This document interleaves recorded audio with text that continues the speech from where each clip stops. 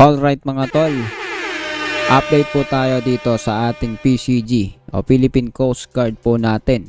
Ayon po sa balita ay sinisimulan na ng Philippine Coast Guard ang pagproseso para sa pagpili ng limang karagdagang barko o Teresa Magbanwa class patrol vessel mula sa Japan.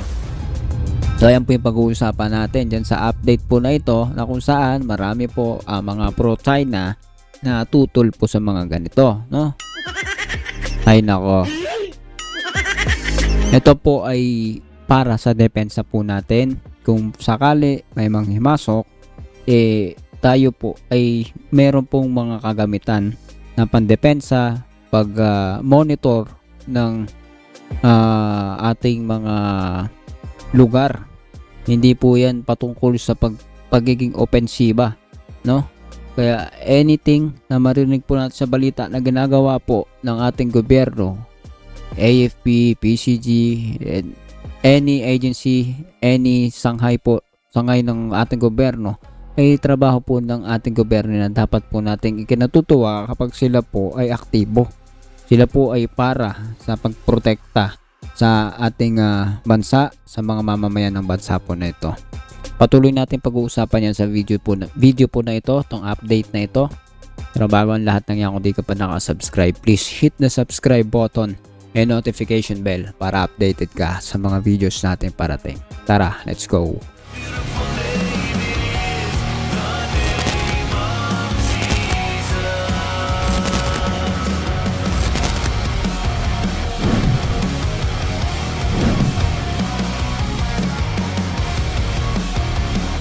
Alright mga tol, sabi nga no, isa ito sa inihayag ng Philippine Coast Guard sa pagbisita ni Japan Coast Guard Commandant Admiral Seguchi Yoshio sa PCG kaninang umaga. Ito pong balita ng pagbili ng lima pang barko mula sa Japan.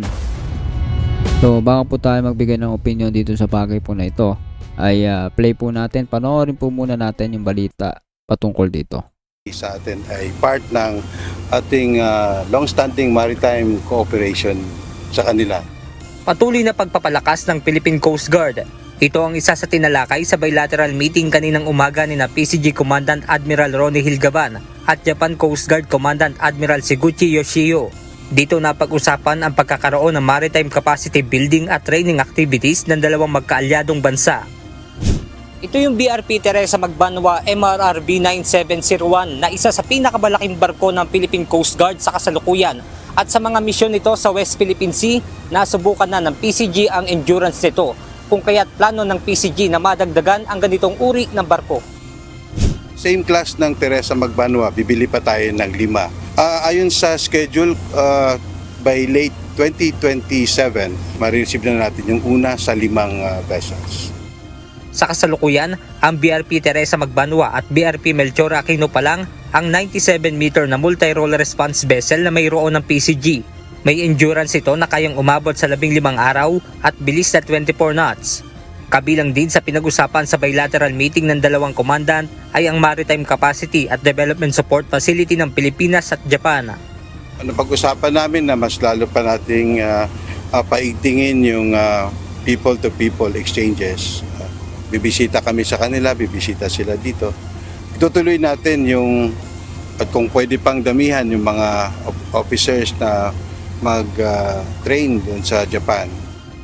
Ipinakita rin sa JCG at PCG ang resulta ng pagsasanay ng kanilang mga tauhan patungkol sa arresting techniques.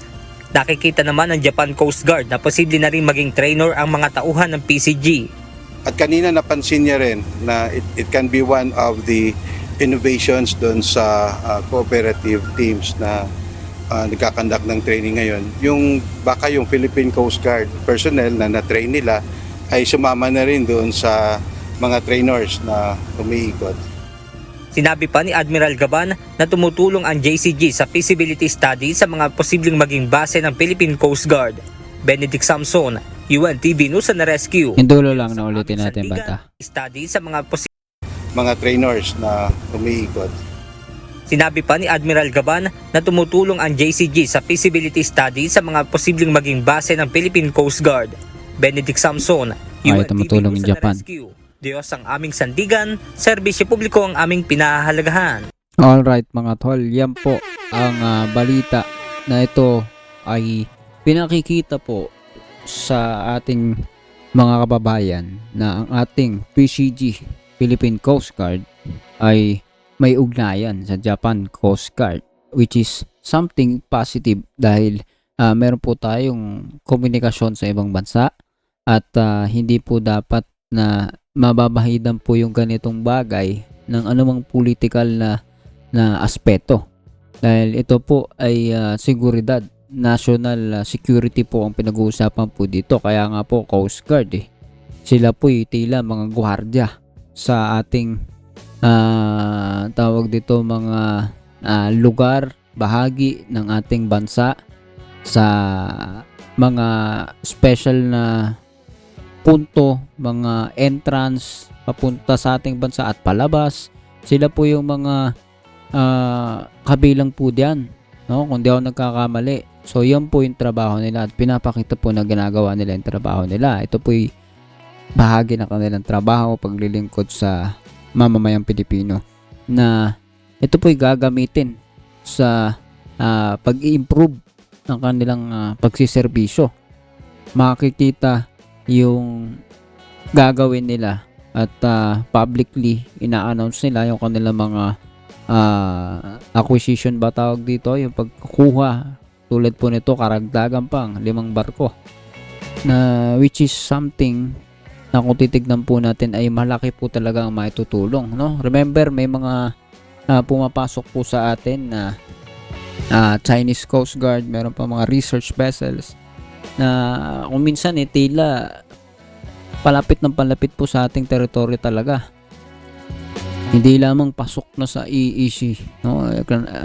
Exclusive Economic Zone, kundi talagang nag-a-advance po sila, kaya dapat tama lang po na nag-a-advance din po tayo sa mga kagamitan po ng ating bansa.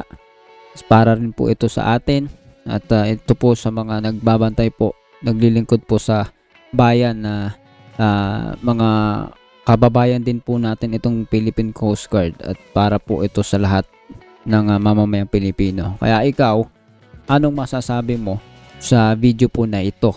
Ito po'y hindi po pagpapakita ng agresibong aksyon, no? Unlike sa ginagawa ng China, ito po yung pagpapakita ng kumbaga direkta magkakaroon ng nalimutan ko yung term na may definite kang standing sa bansa mo, hindi ka pabaya at gusto mong ipakita na ikaw ay gagawin mo yung magagawa mo para sa bansa. Yan po yung imahe na nakikita ko po dito sa ating mga PCG personnel at syempre sa mismong Philippine Coast Guard po ng ating bansa. Coast Guard po ng ating bansa, no? So ikaw, ano masasabi mo sa video po na ito? Comment down below. Patuloy natin pag-usapan ang inyong mga opinion sa comment section. Ako po itutugon dyan sa comment section. At bago po tayo magpaalam, kung hindi ka pa nakasubscribe, please pindutin mo yung subscribe button and notification bell para updated ka sa mga videos po natin parating. See ya ulit sa susunod na video.